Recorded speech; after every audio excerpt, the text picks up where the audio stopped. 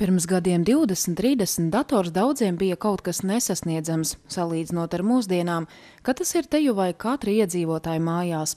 Turklāt šo gadu laikā tehnoloģijas gājušas tik strauji uz priekšu, ka pat visiem jaunumiem nav iespējams izsekot līdzi, bet vecā tehnika tikmēr tiek aizmirsta.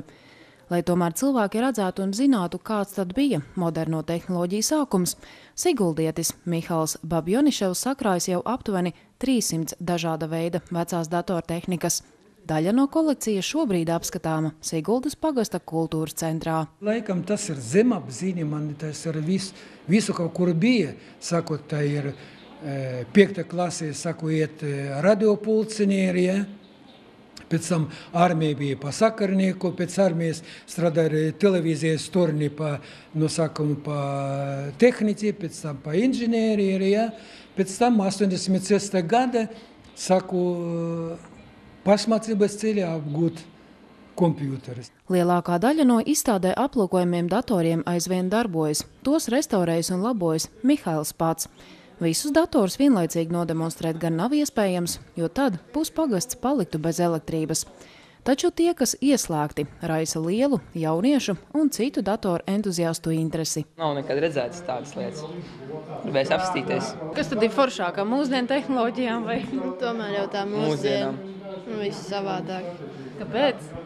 Viss tāds labāks, mūsdienīgāks. Vairāk spēļu. Vairāk funkcijas pieejamas. Vēsture jau tā viņa lēnām aiziet, ja neviens viņu nevāc, tad viņu pazūd un nav nekur paskatīties. Viens ir apstīties grāmatā, protams, redzēt kā tā bildē, bet bildē nav tā priekšstat īsti kāds telpiski izskatās. Un tā, ka šādām entuziastiem, kas tādas lietas dara, tas vienkārši nenovērtējam manā izpratnē vismaz. Jo, te ir, protams, arī tādi, ar kuriem iespējams, ka ir ar kādu arī savulaik saskāries esmu.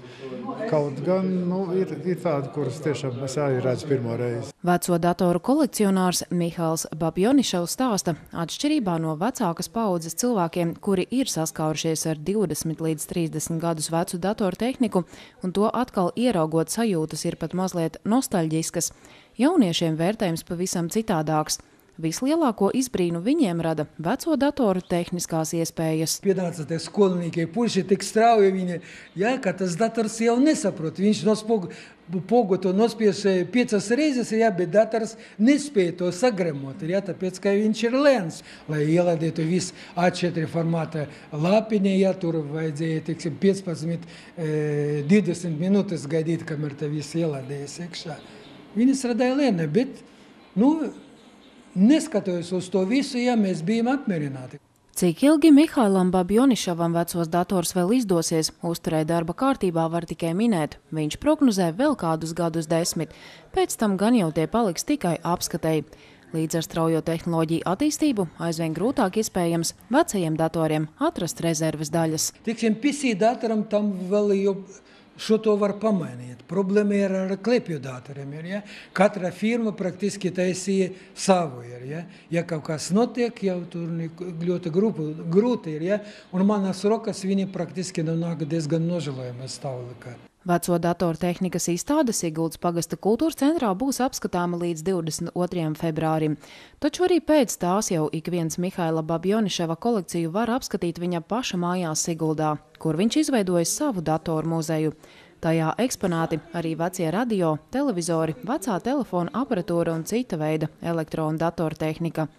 Informācija par muzeju pieejama internetā mājaslapā pc history.lv.